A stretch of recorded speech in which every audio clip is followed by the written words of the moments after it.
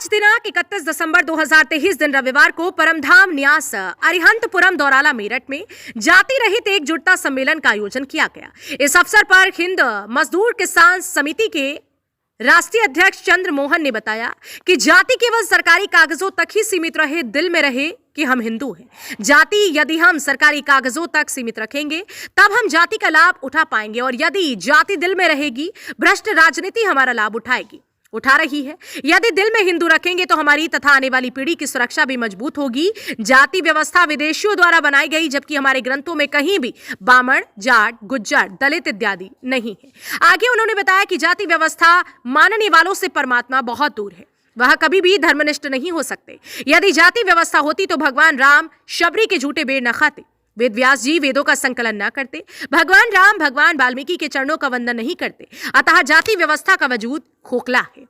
यदि जाति व्यवस्था को मानने वाले किसी व्यक्ति अथवा उसके किसी रिश्तेदार को खून की जरूरत पड़ती है तो वह अपनी जाति का खून नहीं मांगता, अपने ग्रुप का खून मांगता है। जाति व्यवस्था का निर्माण परमात्मा ने पशु पक्षियों में किया, हम मनुष्यों में नहीं। हम किसी भी पशु पक्षी को देखकर पहचान लेते हैं, लेकिन मनुष्य को देखकर उसकी जाति नहीं पहचान सकते। विदेशियों ने जाति का निर्माण हमारे यहाँ शासन तथा शोषण करने के उद्देश्य से किया था, इसलिए जाति व्यवस्था को मानने से हम और हमारी आने वाली पीढ़ी कभी सुरक्षित नहीं हो सकती। आज भी भ्रष्ट नेता हमारा शोषण एवं शासन करने के लिए जाति व्यवस्था को बढ़ावा देते हैं। इंडिया प्लस न्यूज सचनामा के लिए संवाददाता तनवीर मलिक की रिपोर्ट। गुरुजी, आज आपने उत्तराखंड वाली बात कही है, तो क्या कहना था उत्तराखंड को लेकर की कश्मीर बनेगा? उत्तराखंड जो है ना, उत्तराखंड हिंदुस्तान के लिए बहुत संवेदनशील क्षेत्र है, क्योंकि वहाँ से चीन का बॉर्डर लगता है। चीन का बॉर्डर मुझे तो आसाम से भी लगता है, लेकिन आसाम से चीन के लिए दिल्ली दूर है, उत्तराखंड से दिल्ली चीन के लिए पास है। और उत्तराखंड में गांव के गांव खाली हो रहे हैं, कई सौ गांव हैं जो खाली हैं गांव, तो इसलिए उत्तराखंड के प्रति जागरूक होना बहुत ज़रूरी है। दूसरा, वहाँ जगह जगह अवैध मज़ारों का निर्माण है। वहाँ ये सब चक्कर क्या है कि वहाँ पर ये अवैध मज़ारों का निर्माण क्यों हो रहा है वहाँ। दूसरा, जो वहाँ नेपाली हैं वहाँ उनका पता क्या चलेगा कि नेपाल के हैं या चीन के हैं? उनका कोई आधार कार्ड, कुछ पहचान हो। वहाँ गांव के गांव में ये लोग प्रवेश कर रहे हैं, इसके लिए जागरूक होना बहुत ज़रूरी है। वहाँ का पलायन रोकना, किस तरह वहाँ के लोग वहाँ से पलायन ना करें। कुछ गांव तो ऐसे जहाँ एक भी आदमी नहीं है। जहाँ हमारा जन्म हुआ है मंचकोट गाँव, वहाँ केवल तीन एक परिवार हैं केवल, बाकी सब कोई दिल्ली, कोई देहरादून, सब लोग निकल गए। अच्छा, एक आपने 22 तारीख वाली बात कही है कि बड़ी दिवाली मनाए, तो उसे क्या जानते हैं? ये है कि 500 साल के बाद अवसर आया। 500 साल, 1-2 साल नहीं, 500 साल बहुत बड़ा समय होता है, जिस समय एक स्वाभिमान की स्थापना हो रही है। माँ अहिल्याबाई होलकर यही चाहती थी कि जितने भी यहाँ हमारे मंदिरों का पुनः निर्माण हो, जो प्राचीन मंदिर हैं। इसी तरह राम मंदिर का निर्माण हो रहा है, स्थापना हो रही है, तो ये बड़ी दिवाली की तरह है जी। इसको बड़ी दिवाली की तरह मनाया जाए, धूमधाम के साथ मनाया जाए। आप एक बड़े किसान संगठन के राष्ट्रीय अध्यक्ष भी हैं, किसानों की काफ़ी समस्याएं हैं, उसको लेकर क्या आगे कोई?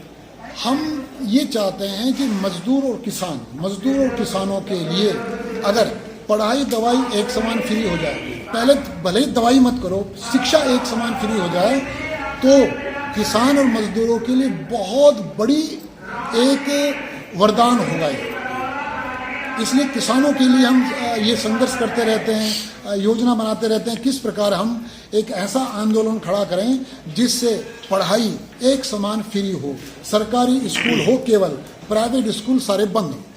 गुरुजी, केंद्रीय मंत्री संजीव बालियान जी को भी मंच पे आपने बुला के आशीर्वाद दिया है, सीधा 2024 के चुनाव से जोड़ के देखा जा रहा है इस बात को।